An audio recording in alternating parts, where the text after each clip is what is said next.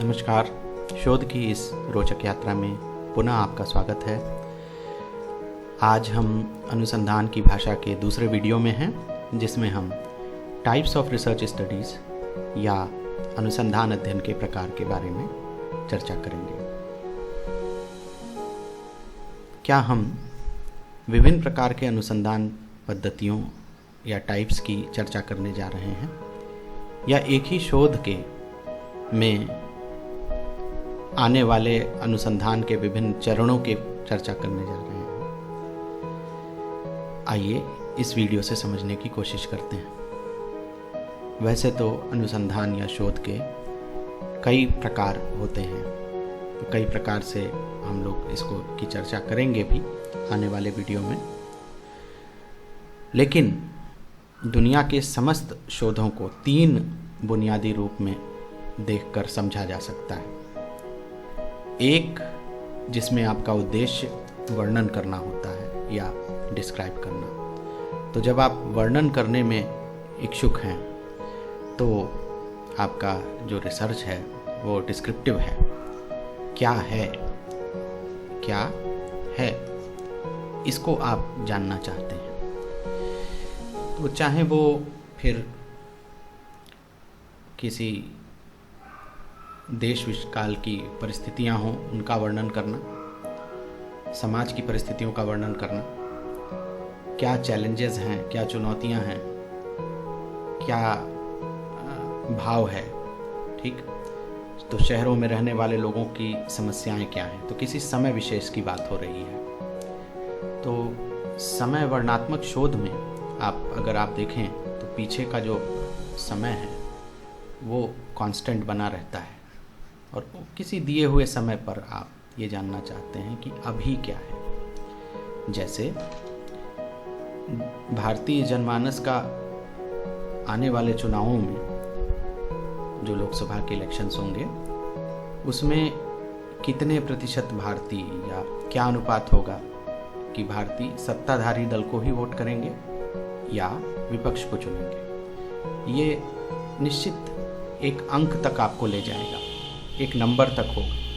इसको आप क्लियरली बता सकते हैं, अच्छे से समझा सकते हैं कि जनमानस का जो मूड है वो क्या है। इसी तरह से इसके आगे जब बढ़ते हैं और हम लोग संबंध परख में जाते हैं तो देखते हैं कि एक इस प्रकार के अध्ययन है जो दो या दो से अधिक चरों या वेरिएबल्स के बीच के संबंधों को देखते हैं।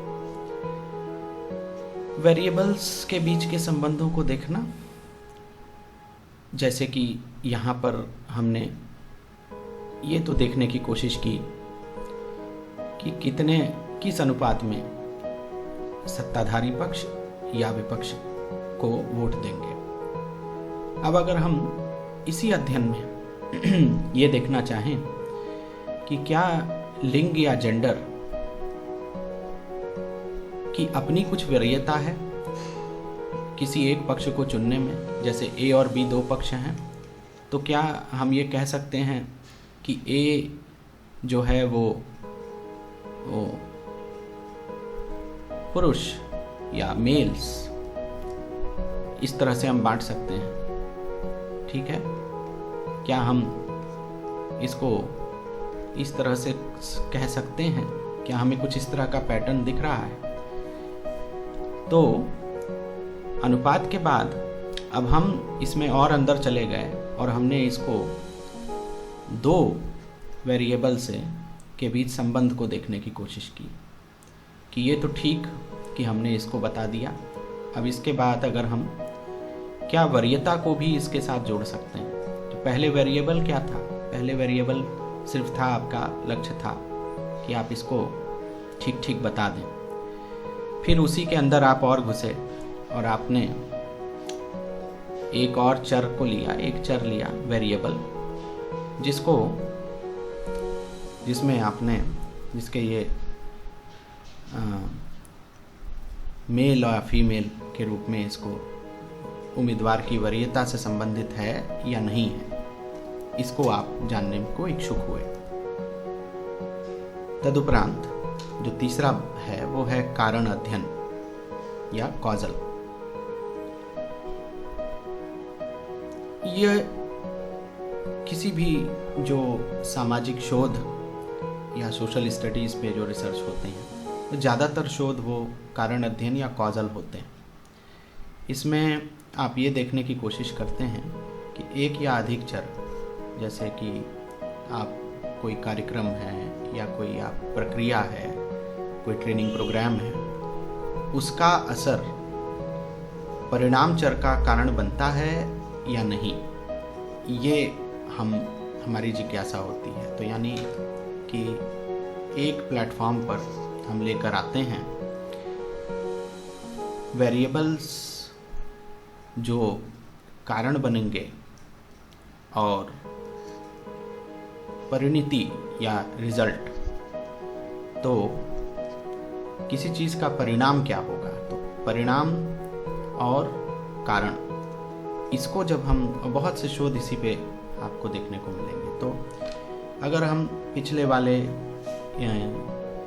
उदाहरण में अगर हम विज्ञापन को ला दें और हम कहें कि विज्ञापन अभियान बहुत तेज़ी से चलाया गया और ए की प्रेफरेंस ए ही रही, विज्ञापन अभियान ऐसा है, ए वाले चलाते हैं तो, लेकिन जिनकी प्रेफरेंस बी थी, जिनकी वरीयता बी थी, उनकी भी अब ए हो गई, तो निश्चित इस विज्ञापन अभियान ने इसकी पूरी तस्वीर पलट दी। पहले ये बटा हुआ था, एक वर्ग या एक उम्मीदवार या एक पक्ष की जो वरीयता थी वो पहले ए थी और बाद में बी थी और दूसरे की बी थी, लेकिन विज्ञापन अभियान ने इसको परिवर्तित कर दिया, बी से ये चेंज होकर ए हो गई। तो ये इस प्रकार से हम इस प्रकार के जो अध्ययन होते हैं इसको हम कॉजल रिसर्च कहते हैं। और बहुतायत ऐसा होता है कि गवर्नमेंट कोई प्रोग्राम चला रही है तो क्या वास्तव में आप रिसर्च के द्वारा ये जान सकते हैं कि इसका सामाजिक जीवन पे कुछ असर पड़ रहा है कि नहीं। केवल कह देना, जैसे अब है, बहुत सारी योजनाएं गवर्नमेंट चलाती रहती है, बेटी बचाओ बेटी पढ़ाओ, तो क्या बेटी बचाओ बेटी पढ़ाओ जो है वो किसी क्षेत्र विशेष, किसी इसका क्या प्रभाव पड़ा, एक शहर के एग्जाम्पल से, एक क्षेत्र के एग्जाम्पल से। ये इसी तरह से अगर कोई कृषि की कोई टेक्निक, कोई नई तकनीक आई है और उस तकनीक का से पैदावार कितनी बढ़ी, ये भी एक प्रकार का कॉजल स्टडी ही हुआ। इसी तरह से कि जो गरीब हैं वो गरीब ही क्यों रह जा रहे हैं, ऐसी कौन सी आदतें हैं जिस पे वो उन्हें काम करने की आवश्यकता है और वो काम नहीं कर रहे हैं, क्या कारण है कि गरीबी ठहर सी गई है। तो इसमें अगर कोई शोधार्थी आगे बढ़ता है और उन कारकों को ढूंढने की कोशिश करता है कि संबंध के कारक भी हैं और जो वास्तविकता है वो भी सामने ही है, तो क्या हम इसको जोड़कर देख सकते हैं, तो कॉजल स्टडी। तो ध्यान रखिए, तीनों ही प्रकार के अध्ययन को संचयी रूप में देखा जा सकता है। संचयी का मतलब कि एक दूसरे में निहित है। तो अगर हम 3 गोले ऐसे बनाएं तो जो सबसे शुरुआती होगा वो होगा वर्णनात्मक शोध या डिस्क्रिप्टिव रिसर्च, और डिस्क्रिप्टिव से जब हम आगे चलेंगे तो हम संबंध परख में जाएंगे और आखिरी में हम कारण कार्य। तो एक तरह से आप देखें तो डिस्क्रिप्टिव रिलेशनल के अंदर है और रिलेशनल किसके अंदर है, कॉजल के अंदर है। तो संबंध परक अध्ययन पहले से मानता है कि आप डिस्क्रिप्टिव फेज पार कर चुके हैं, इसीलिए अब आप संबंधों को लेकर सजग हुए हैं कि अब उन्हें कैसे हम संबंधित कर सकते हैं, उनकी व्याख्या कैसे कर सकते हैं। और कारण अध्ययन दोनों का प्रयास कर रहा है। एक और तो चर अगर संबंधित ही ना हो तो फिर वो कारण और प्रभाव को कैसे जोड़ पाएगा। संबंधित होना मतलब समझिए कि क्या एक चीज़ के बदलने से दूसरी चीज़ किस तरह से बदल रही है, एक चीज़ के बदलने से दूसरी चीज़ अपरिवर्तित रह सकती है, एक चीज़ के बदलने से दूसरी चीज़ उसी दिशा में भी परिवर्तित हो सकती है, एक चीज़ के बदलने से दूसरी चीज़ विपरीत दिशा में बढ़ सकती है। तो ये सब इसमें, इसको अगर हम देखें तो ये कहता है कि इनके बीच कोई संबंध नहीं, लेकिन इसमें और इसमें संबंध हो सकता है, क्योंकि बढ़ने और घटने का संबंध है। तो इसी के और आगे बढ़ता है और कहता है कि क्या एक दूसरे का कारण है, ये बात कारण और प्रभावों की खोज करना। तो कई बार होती भी है, कई बार नहीं भी होती है, क्योंकि केवल साथ बढ़ना या साथ घटना बढ़ने से आप कह दें कि एक दूसरे का कारण हो गया, तो ऐसा सत्य नहीं है। ठीक है, बहुत सी चीज़ें जो हैं एकदम आपको आंकिक रूप में अगर आप देखेंगे तो साथ साथ घटित होती हैं। तो साथ साथ घटित होना कोई ज़रूरी नहीं है कि एक के कारण दूसरी घटित हो रही, इन दोनों का कारण कोई तीसरा भी हो सकता है। हम लोग इसकी चर्चा करेंगे जब हम लोग थर्ड वेरिएबल प्रॉब्लम की बात करेंगे। बहुत बहुत धन्यवाद।